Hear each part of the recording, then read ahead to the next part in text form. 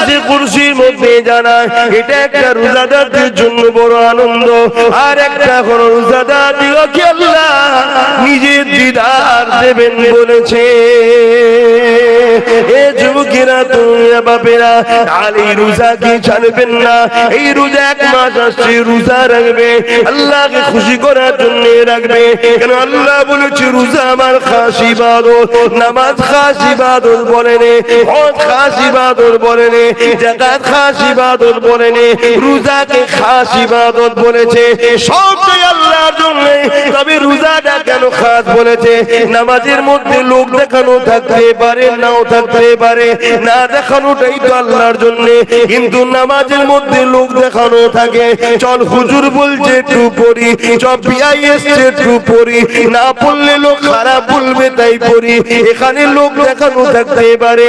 কিন্তু কেউ শুকিয়ে শুকিয়ে থাকবে না, যদিও থাকে লুকিয়ে লুকিয়ে খেয়ে নেবে। কি আলোচনা করবো সংক্ষেপ সময়, মনে রেখে দেবেন জীবনে কোনোদিন কাউকে খুশি দিনা করতে পারে, কখনো কারো মনে আঘাত দেবেন না। আল্লাহ সৃষ্টিকে কখনো জুলুম অত্যাচার করবেন না। আল্লাহ রাসূল জানিয়ে দিলেন লা ইয়ারহামুল্লাহু মান লা ইয়ারহামুল্লাহ, যে মানুষকে ভালোবাসে না আল্লাহ দয়া সে পাবে না। ভালোবাসার প্রকৃত রাস্তা হলো আল্লাহর জান্নাতের রাস্তা দেখানো। এই আপনাদেরকে ভালোবাসি বলে আল্লাহ জান্নাতের রাস্তা দেখায়।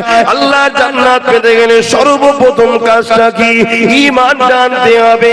আমানতু বিল্লাহি ওয়া মালাইকাতিহি ওয়া কুতুবিহি ওয়া রাসূলিহি ওয়াল ইয়াউমিল আখির ওয়াল কদরি খায়রিহি ওয়া শাররিহি মিনাল্লাহি তাআলা ওয়াল বাসি বাদাল মাউত। প্রথমে ঈমান আনতে হবে। এ যুবকেরা, তরুণেরা, আমার আপনার নবী মুহাম্মদ রাসূলকে জীবনের থেকে বেশি ভালোবেসে, জীবনের সব কিছু থেকে বেশি আদর করে মেনে নিতে হবে। এই মেনে নিবার পরে তিনি যা করতে বলেছে করতে হবে, তিনি যা নিষেধ করেছে ছেড়ে দিতে হবে। এ যুবকেরা, আল্লাহ নবী জানিয়ে দিলে এ বিশ্বে মানুষেরা তোমাদের জন্য তোমাদের রব একটা আমার রোজাকে ফরজ করে দিয়েছে, একটা আমার রোজাকে রাখতে বলেছে। আল্লাহর কোরআনও আমাদেরকে জানিয়ে দিয়েছে রোজাদারের জন্য রোজা রাখা ফরজ হয়ে গেছে। এবং এই রোজা এমন একটা নিয়ামত, as-sawmu li wa ana biya, আমার আল্লাহ জানিয়ে দিলেন রোজাদারদের জন্য সবথেকে বড় খুশির খবর এটা। আল্লাহ বলছে রোজা হলো আমার খাস ইবাদত, আর আমি আল্লাহ কুদরতি হাতে রোজাদারকে পুরস্কার নিজে দেব। রোজা রাখেন আপনাদের ঘরের ছেলেরা সব? হ্যাঁ, যুবকরা রাখে তো, বোনেরা? আর না বাপ মা বলে এই বয়সে রাখিনি রে, রোগা হয়ে যাবি, এটা বলে নাকি?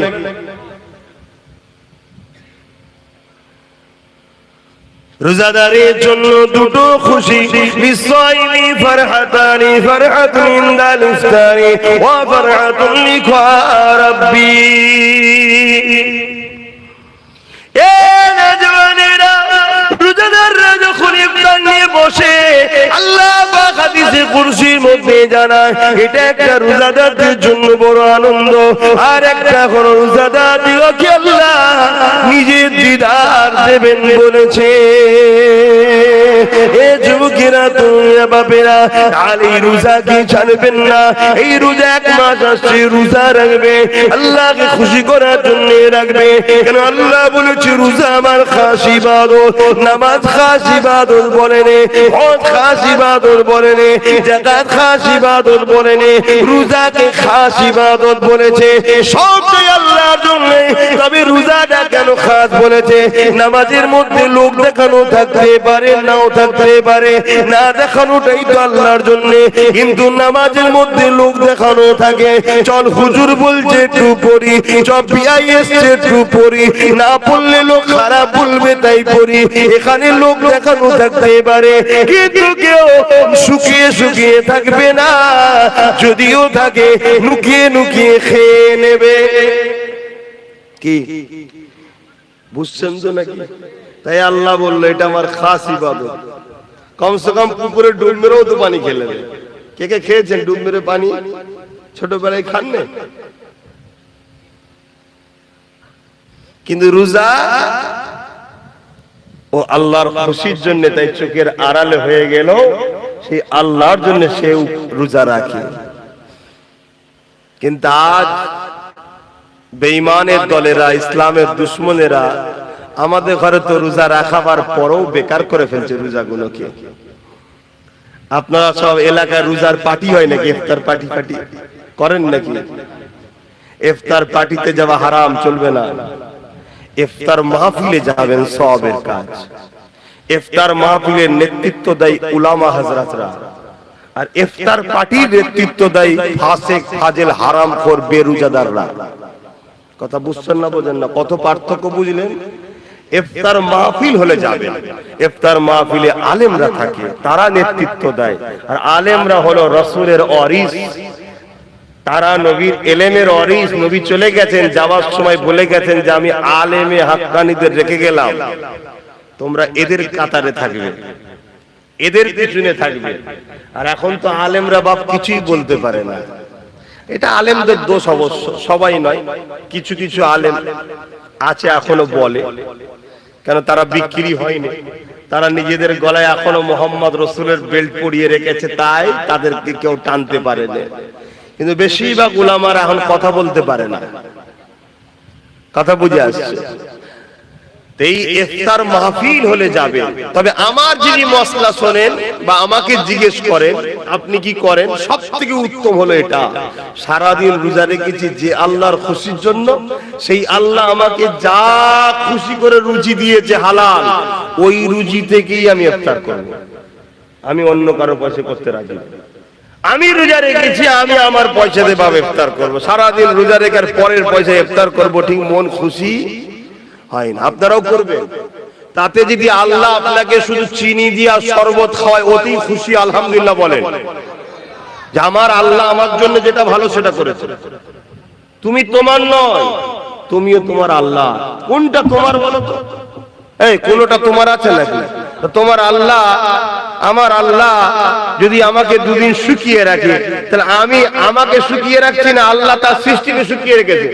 তা আল্লাহ যদি তার সৃষ্টিকে শুকিয়ে রেখে খুশি হয়, তা আমার মাথায় এত ব্যস্ত হয় কেন, এত বিপদ চেপে হয় কেন, এত টেনশন আমরা হই কেন?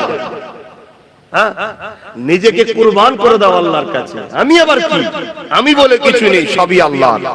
এ চোখ আমার নয়, আল্লাহর সৃষ্টি। এ কান আমার নয়, আল্লাহর সৃষ্টি। এ হাত আমার নয়, আল্লাহর সৃষ্টি। এ পা আমার নয়, আল্লাহর সৃষ্টি। এ জবানের কথা আমার নয়, আল্লাহ দিয়েছেন, ব্যবহার করতে তাই করতে পারছি। কোনটা আমি তৈরি করিনি বাপ। তাহলে আমার খিদে লাগলে আমার আত্মা যে রূপ জান কষ্ট পায়, ওই জানটাকেও সৃষ্টি আল্লাহ করেছে। ওই জানটা আমার যতটা আমি না ভালোবাসি, তার থেকে বেশি আল্লাহ তার সৃষ্টিকে ভালোবাসে। জোরে বলুন সুবহানাল্লাহ। সেই নবী আমার জানিয়েছেন কিয়ামত অবশ্যই হবে। কিয়ামতের দিনটা কত কঠিন দিন হবে। আল্লাহ নবী সাহাবাদেরকে জানালেন, মাথার এক বিগদা ইখতিলাফাত পরে আল্লাহ পাক এই সূর্যকে নামিয়ে দেবে। এই সূর্যের বর্তমান এক গুণ তাপ রয়েছে, সেদিন 12 গুণ তাপ বেড়ে যাবে। এখন লক্ষ কোটি মাইল দূরে সূর্য রয়েছে, সেদিন মাথার এক বিগদা ইখতিলাফ এক হাত করে সূর্যকে নামিয়ে দেবে। মাথার খিনুগুলো নাক দিয়ে গুনে গুনে ঝুরে ঝুরে পড়তে লাগবে। ওই কিয়ামতের দিনটা তো কঠিন দিন হবে। এ যুবকেরা বোনেরা শুনে খেয়ে দাও, ওই দিন দেখা যাবে নবী আমার জানান এমন বাপ পাওয়া যাবে নিজের ছেলেকে জমিনে শুইয়ে দে, তার বুকের উপরে পা দিয়ে দাঁড়িয়ে যাবে। এমনও ছেলে পাওয়া যাবে নিজের বাপকে জমিনের উপর শুইয়ে দে, তার বুকের উপরে পা দিয়ে দাঁড়িয়ে যাবে। এমনও মেয়ে পাওয়া যাবে নিজের মাকে জমিনে শুইয়ে দে, তার বুকের উপরে পা দিয়ে দাঁড়িয়ে যাবে। এমনও মা পাওয়া যাবে, এমনও মেয়ে পাওয়া যাবে নিজের মাকে জমিনে শুইয়ে দে, তার বুকের উপরে পা দিয়ে দাঁড়িয়ে যাবে। সাহাবা হুজুররা বলেছিলেন, ইয়া রাসূলুল্লাহ হাবিবাল্লাহ, এই রকমটা কেন হবে? নবী আমার বলেছিলেন, লোহাকে আগুনে দিলে পুড়ে যেমন লাল হয়ে যায়, ওই সূর্যের যাবে তো জমিনটা লাল হয়ে যাবে, জমিনের উপরে মানুষ দাঁড়াতে পারবে না। যার উপরে যার জোর চলবে, জোর করে জমিনে শুয়ে তার বুকের উপরে পা দিয়ে দাঁড়িয়ে যাবে। এ যুবকেরা, নামাজ কাজা করে দিলে ইচ্ছা করে ওই দিনে তোমার আমার কি দশা হবে? ভয় লাগে না সে আল্লাহকে? দেখো আমারও যুবক বয়স, জানি ভুল হয়, এই বয়সে একটু ভুল হয়, কিন্তু এত গাফিলতি তো ভালো নয়। আমার খুব খারাপ লাগলো দেখে। একটা লোক কাজে আছে, নাচারে কাজা হয়েছে, ঘুমিয়ে পড়েছে, ঘুম ভাঙে না, কাজা হয়ে গেছে।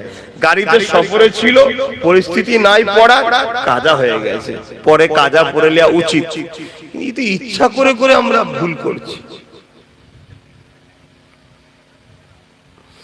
পরিবর্তন হয়ে যাও আল্লাহর রাস্তে, কেননা দুনিয়ার সমস্ত বাচ্চাদের নিয়ম কানুন চেঞ্জ করা যায়। আন্দোলনের চোটে, লড়াইয়ের চোটে, মারপিট করে সব কিছুকে প্রতিরোধ করা যায়, কিন্তু মহান স্রষ্টা রব্বুল আলামিনের নিজামকে, কানুনকে কখনো পাল্টানো যাবে না। তিনি জানিয়ে দিয়েছে, এ দুনিয়া মানুষ, আমি তোদেরকে বানিয়েছি, সুন্দর দুটো চোখ দিয়েছি, এই চোখের ঋণ তোরা শোধ করতে পারবি না, এর বিনিময়ে আমি তোদের কাছে কিছু নিই না। দুটো কান দিয়েছি, কানের কথা শুনবি, এই কানের ঋণ তোরা শোধ করতে পারবি না, এর বিনিময়ে আমি কিছু নিই না।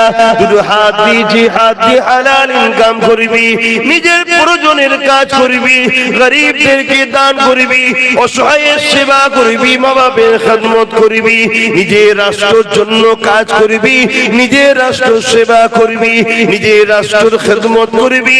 এ আমার বাংলা বান্দিরে, তোদের নিত্য প্রয়োজনীয় কাজ হাত দিয়ে করবি, এর ঋণ তোরা শোধ করতে পারবি না, তথাপি আমি আল্লাহ এর বিনিময়ে তোদের কাছে কিছু নিই না। আল্লাহ কিছু নিয়েছে কি গো? অসুবিধা হচ্ছে? জিজ্ঞেস করলে সারা দেবে, বেজার হচ্ছে, বকছি বলে মনে কষ্ট হচ্ছে।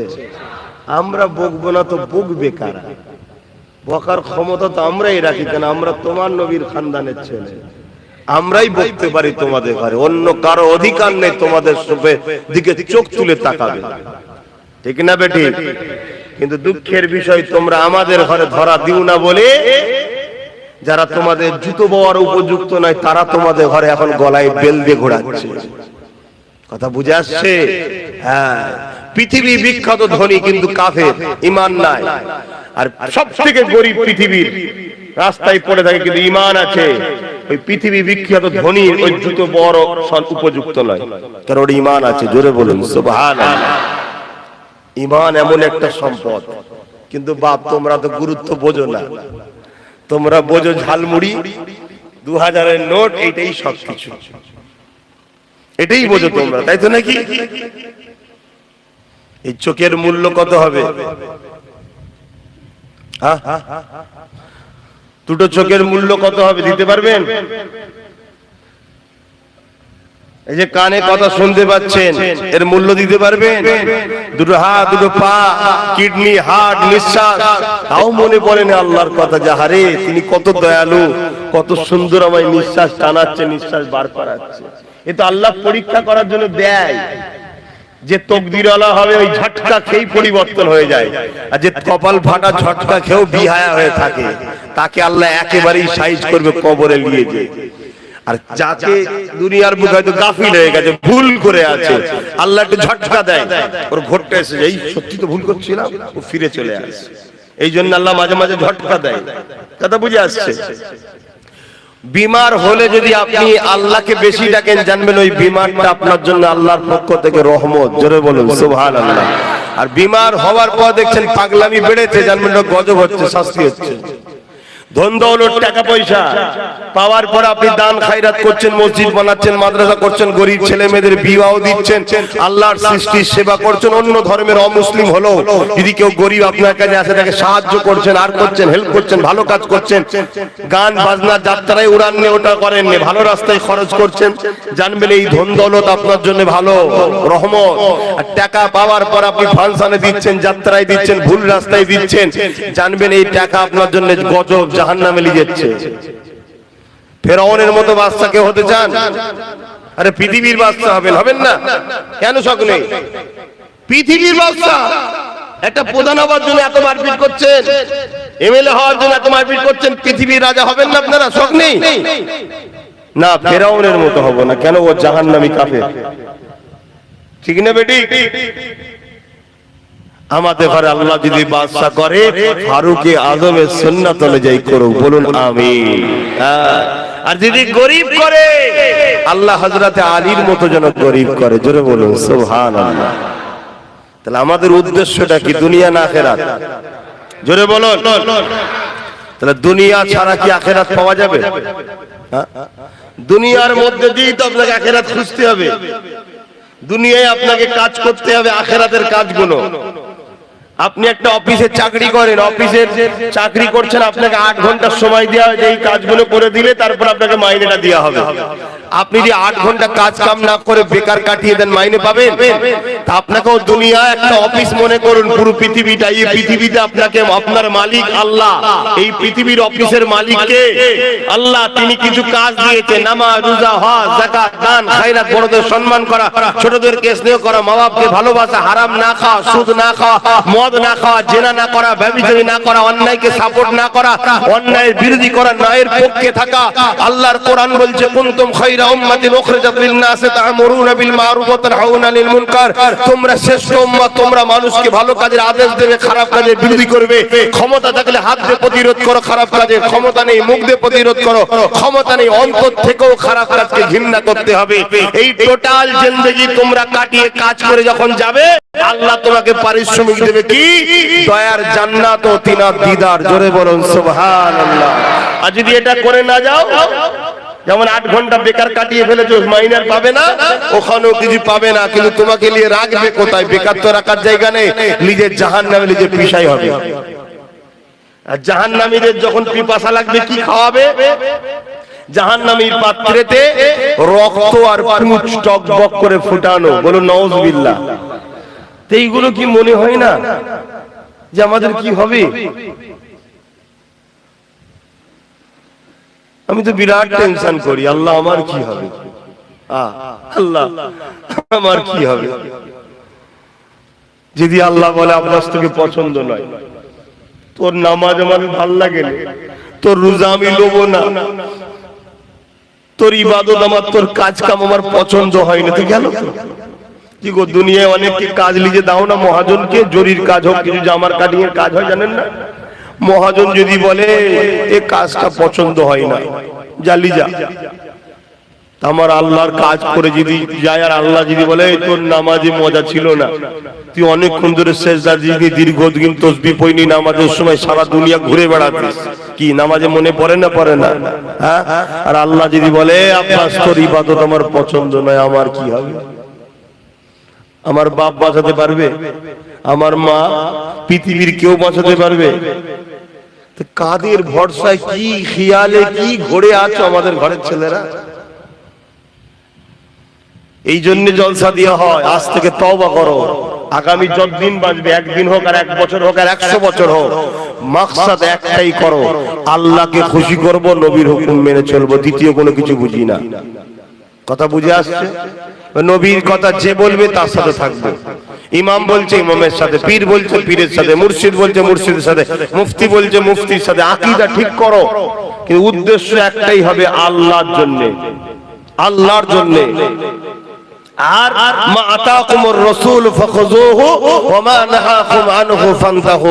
নবী যা আদেশ করেছে মানবো, নবী যা নিষেধ করেছে ছেড়ে দেব। কি গো পারবে না? প্রতিজ্ঞা করো আমার সোনার ভাইরা। হয়তো তুমি কালকে যাওয়ার পরে ভুলে গেছো, হঠাৎ করে মনে পড়লো, হ্যাঁ এই কাজ করলে তো আল্লাহ নারাজ, উঠে চলে আসো।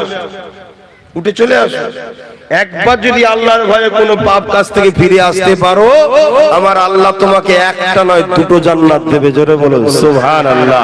সূরা রহমানের মধ্যে আল্লাহ পাক বলছেন, ওয়ালিমান খাফা মাকাম রাব্বিহি জান্নাতান, যারা আল্লাহকে ভয় করে আমার আল্লাহ তাদেরকে দুটো জান্নাত দেয়। জোরে বলুন সুবহানাল্লাহ। পারবে না জিন্দেগিতে? কারো মাথায় বাঁশ মারতে গেছিলে, কারো কথা শুনে এখন মনে হয়েছে না আরে আল্লাহ সৃষ্টিকে মারা যাবে না, গুনাহ হবে, কথা শুনছেন ফিরে চলে এসেছেন, না করব না, পাপ করব না। কি সিনেমা দেখতে গেছিলেন বন্ধুদের সাথে, হঠাৎ করে মনে পড়ে আরে এটা করলে তো আল্লাহ নারাজ হবে, চলে এলেন তওবা পড়ে, না বাবা যাবো না। কি আরো কোনো পাপের কাজ করতে মন গেছে, তওবা করে ফিরে এসেছো আল্লাহর ভয়ে, তোমাকে আল্লাহ দুটো জান্নাত দেবে। জোরে বলুন সুবহানাল্লাহ। বন্ধু বলছিল চলো ঘুরে এসি, তোমার মন বললো না নামাজ কাজা হয়ে গেলে আল্লাহ অখুশি হবে, না আমি পড়ে যাবো, আগে নামাজটা পড়ি। এই যদি ফিরে এসে নামাজটা পড়তে পারো তাহলে জানবে আল্লাহ তোমায় দুটো জান্নাত দেবে। জোরে বলুন সুবহানাল্লাহ। আল্লাহ বড় দয়ালু, তবে তিনার কাছে নত হতে হবে, তিনি তোমার আমার জন্য অবশ্যই বড় মেহেরবান। এ দুনিয়ার মানুষ শুনে রেখে দাও, দুনিয়ার রাজা প্রজারা তারা আসামি খুঁজে বেড়ায়, তাদেরকে শাস্তি দেবে বলে, আর আমার আল্লাহ আসামিদেরকে ডেকে ডেকে ডেকে ডেকে বলে আমি তোদেরকে মাফ করে দেব। বুঝতে পারছেন মাইকের আওয়াজ? দুনিয়ার রাজা মহারাজারা আসামি খোঁজে শাস্তি দিবার জন্য, আর আমার আল্লাহ আসামি দেখে মাফ করার জন্য। জোরে বলুন সুবহানাল্লাহ। যা তারপর এর মধ্যে থেকে একটাই কথা বলবো, জীবনের প্রতিটা মাকসাদ হবে আমার স্রষ্টাকে খুশি করা।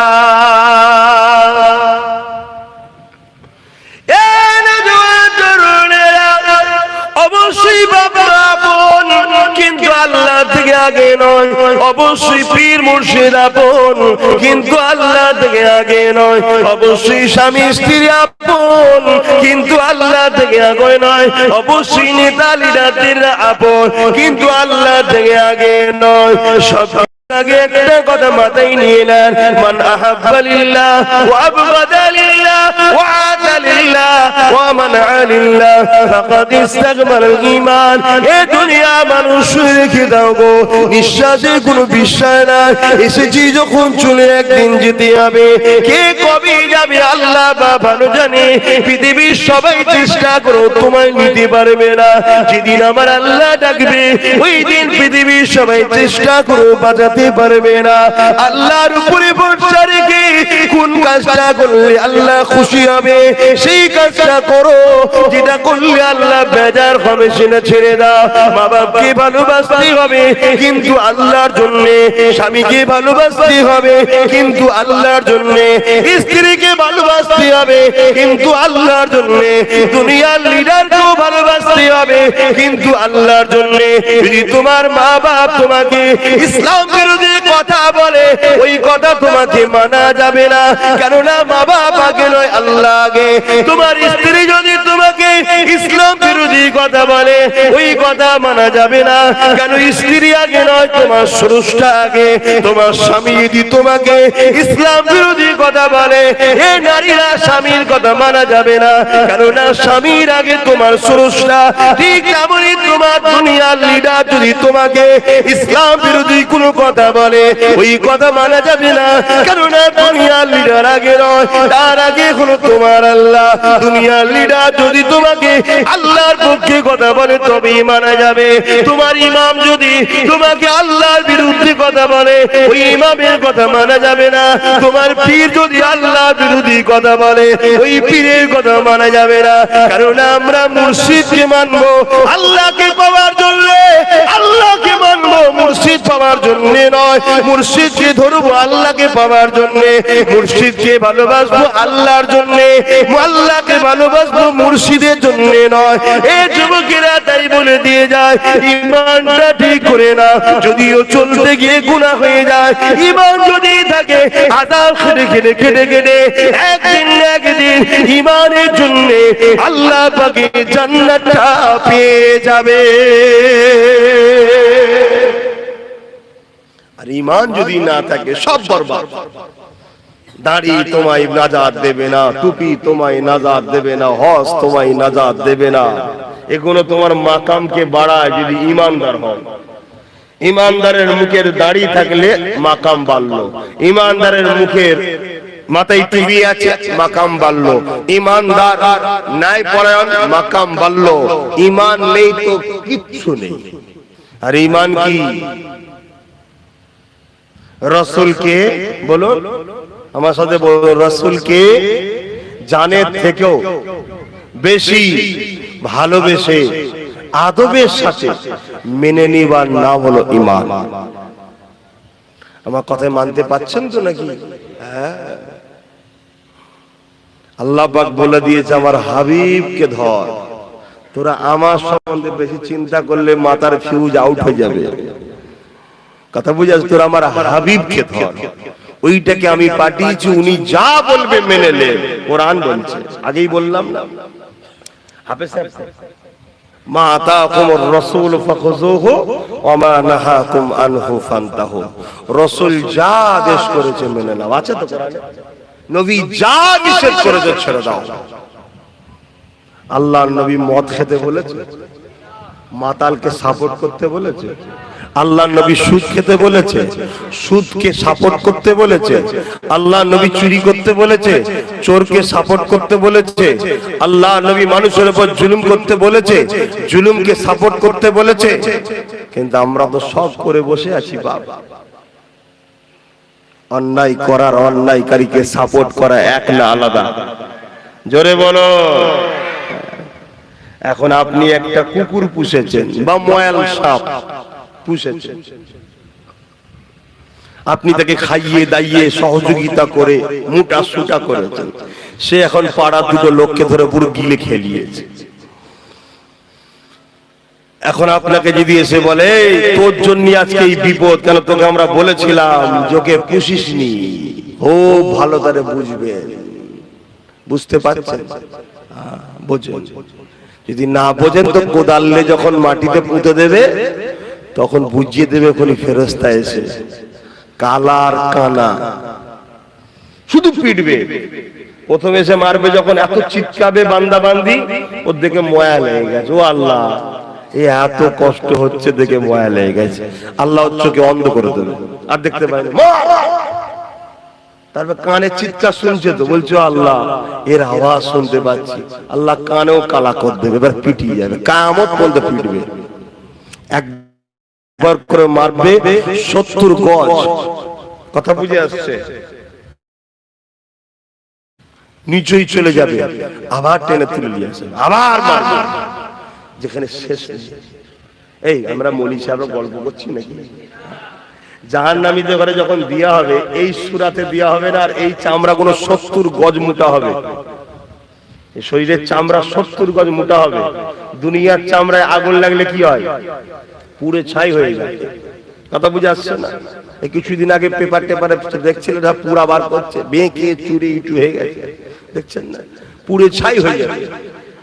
আর কিয়ামতে যখন জাহান্নামে দেবে, ও আগুন লেগেই যাবে। শুধু যেমন সেই চর্বি, কখনো দেখেছেন শিক কাবাব করেছেন? কাবাব কুরবানির সময় কাবাব টাবাব করেন কি গো হাজী সাহেব, খেয়েছেন? ওই কাবাবে সে দেবেন একটা চর্বি থাকে, তলা থেকে টপ টপ করে পানি পড়ছে, ও কিন্তু সহজে গলছে না। তা আগুন লেগেই যাবে, রস বেরিয়ে যাবে, চামড়া কিন্তু পুড়াবে না।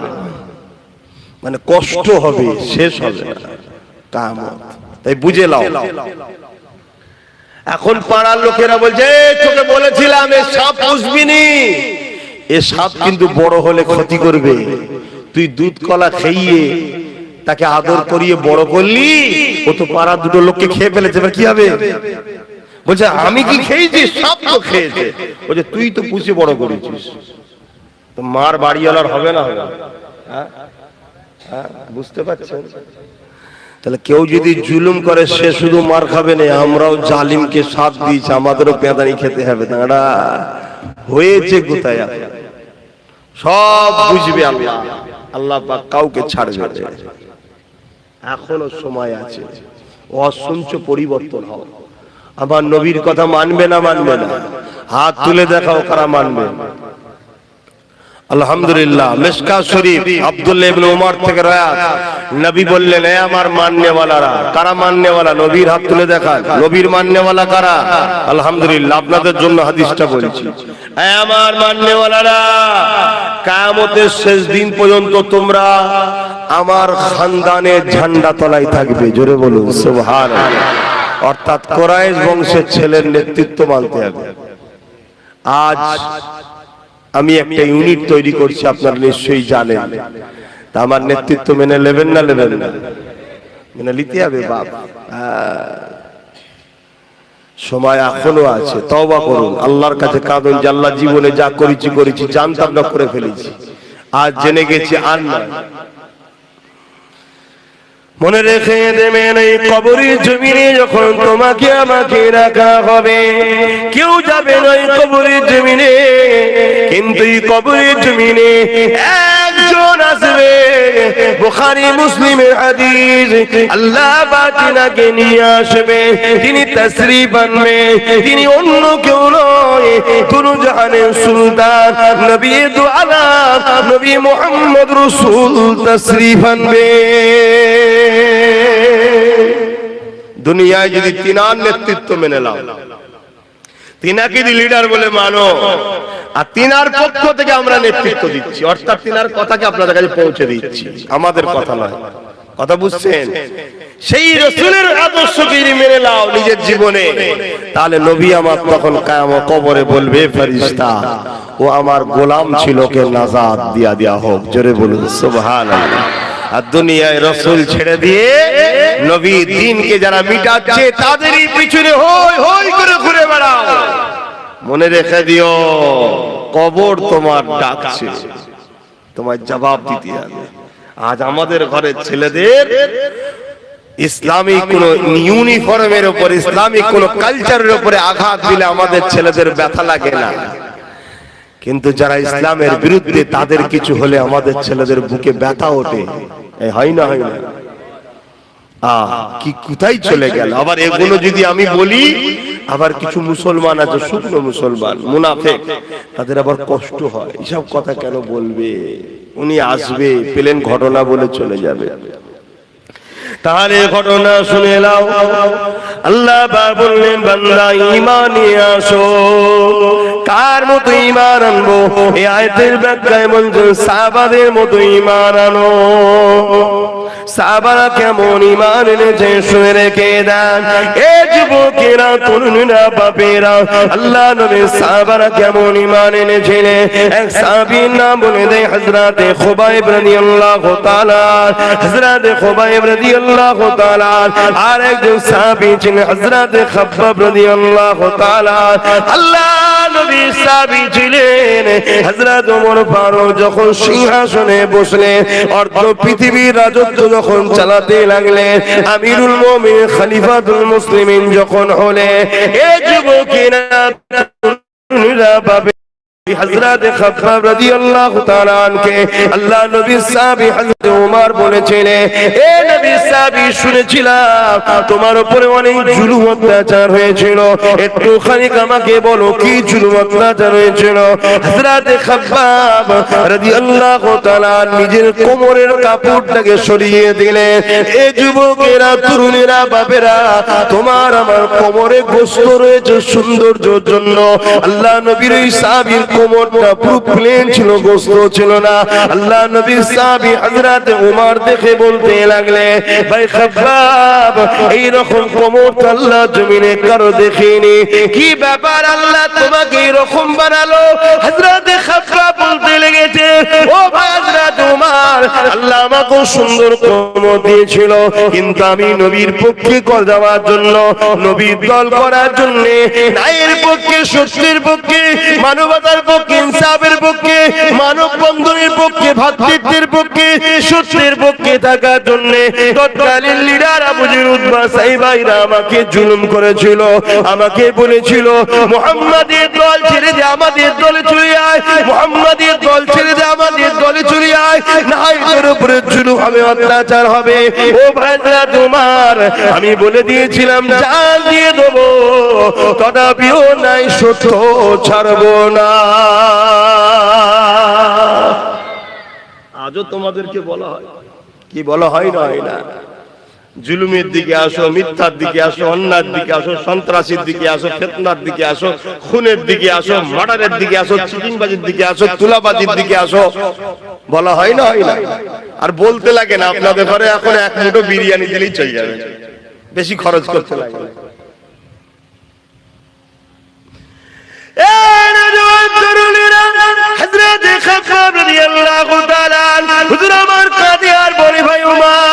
আমি যখন তাদের কথা মানিনি, এই জন্যই তারা আগুন তৈরি করেছিল। ওই আগুনের লাকড়ি তৈরি করে ওই আগুনের উপরে আমাকে হাত পা বেঁধে বসিয়ে দেওয়া হতো। ওই আগুন পুড়ে পুড়ে পুড়ে পুড়ে আমার কোমরের গোস্ত গুলোকে পুড়াতে লাগতো। আগুন কোমরের গোস্ত গুলো থেকে রস বাহির হতো, আগুনটা নিভিয়ে যেত, আবার সাইডে বসিয়ে আবার আগুন তৈরি করতো, আবার বসিয়ে দিত। এইভাবে পোড়াতে পোড়াতে পোড়াতে পোড়াতে পোড়াতে আমার কোমরের গোস্ত গুলো আগুনে সব খেয়ে ফেলেছে। ভাই ওমর রে, আবার মুখে লটকে গরম করে ছেঁকা দেওয়া হতো, আর বলতো মুহাম্মদকে ডাকবি না, আল্লাহকে ডাকবি না। এ যুবকেরা, তরুণীরা, আব্বারা, তাদের মতো ঈমান আনতে হবে। কোরআন বলছে আমাদের ঈমান কোথায় রয়েছে দেখো। এ যুবকেরা, তরুণীরা, বাপেরা, আজ আমরা তাদের মতো ঈমান আনতে পেরেছি কি ভাবো? নাই নাজাত পাবেন না, আখিরাতটা বড় কঠিন হবে। কি ভাবছেন, কি করছেন আমি জানি না। যদি কারো মনে হয় যখন হবে তখন দেখবো, কি দেখবে যুবক? চুলের থেকে সরু, হিরের থেকে ধার, একটা রাস্তার উপর দিয়ে যেতে হবে, পুলের উপর দিয়ে। পুলের ওই দিকটা যে জান্নাত, তলায় আছে জাহান্নাম। আল্লাহ বলবে যারা জান্নাতে যেতে চাও যাও, ওই পুলটা কিন্তু পার করতে হবে। ওই পুলটা পার করতে গেলে দুনিয়ায় খুশ দিয়ে আমাদের চলে যাচ্ছে, দুনিয়ায় মার্ডার করার পর বাইরে বাইরে ঘোরা যাচ্ছে, কেননা নেতার হাত থাকলে সব জায়গায় হয়ে যাচ্ছে। কিন্তু এই পুলটা পার করতে গেলে কোনো খুশ চলবে না, কোনো দাদাগিরি চলবে না। ওই পুলটা পার করতে গেলে ঈমান লাগবে, ঈমান লাগবে। কেমন ঈমান? সাহাবাদের ঈমান যেমন ছিল। একদিকে হারাম তোমাকে ডাকছে, একদিকে হালাল তোমাকে ডাকছে, একদিকে শয়তান তোমাকে ডাকছে, একদিকে রাসূলের গোলাম আব্বাস তোমাকে ডাকছে, বা আলেম ওলামারা তোমাকে ডাকছে। এ বাপেরা, নওজোয়ান তরুণেরা, তোমাদেরকে ডিসাইড করতে হবে আমি রাসূলের দলে যাব না ইবলিসের দলে যাব। কারণ পৃথিবীর জমিনে দুটো দল আছে, একটা রহমান আল্লাহ পাকের দল, আর একটা হলো ইবলিসের দল। আল্লাহ দলের পক্ষে 1 লক্ষ মতান্তর, 2,24,000 নবী রাসূল এসেছে, আখরি নবী মুহাম্মদ রাসূল এসেছে। সেই নবীর বর্তমানে নবী পাকের পক্ষ থেকে নবীর ওয়ারিসরা রয়েছে। কারণ নবী আমার বিদায় নিবার সময় বলে গিয়েছিলেন, বাবারা শুনে রেখে দাও, আমি নবী তোমাদেরকে 3টে জিনিস রেখে গেলাম, 2টো নয় 3টে। প্রথম নম্বর হলো কিতাবুল্লাহ, আল্লাহ পাকের কিতাব। দ্বিতীয় নম্বর সুন্নাতে রাসূলি, আমার সুন্নাহ। 3 নম্বর হলো আহলে বাইতি, আমার পরিবার, আমার খানদান। তাই মিশকাত শরীফে আব্দুল্লাহ ইবনে আব্বাস রাদিয়াল্লাহু তাআলা হাদিসটা বললা, হযরত ওমর ইবনে আব্দুল্লাহ হুজুরের হাদিসটা বললা, কি নবী আমার জানিয়ে দিলে, এ আমার মাননেওয়ালারা, তোমরা ইদিক উদিক করো না, কেননা আমার খানদানের হাতে কিয়ামতের সেই দিন পর্যন্ত 2জন যদি আমার বংশের থাকে, তার মধ্যে একজনের হাতে আমার ঝান্ডা থাকবে। দেখুন, ভাবুন, কেন আমাদের কাজ সজাগ করে দেওয়া, জানিয়ে দেওয়া, কাউকে জোর করে টেনে আনবো না, টেনে আনবো না। এবারে আপনারা কি করবেন, কি ভাববেন, কি কোন রাস্তা বেছে নেবেন, সব তো আপনাদের ব্যাপার। কিন্তু পরিস্থিতি, দুনিয়া তো বরবাদ হচ্ছে, আখিরাতটাও বরবাদ হয়ে যাচ্ছে। আসুন আমাদের কাছে, দুনিয়াও পাবেন, আখিরাতও পাবেন ইনশাআল্লাহ।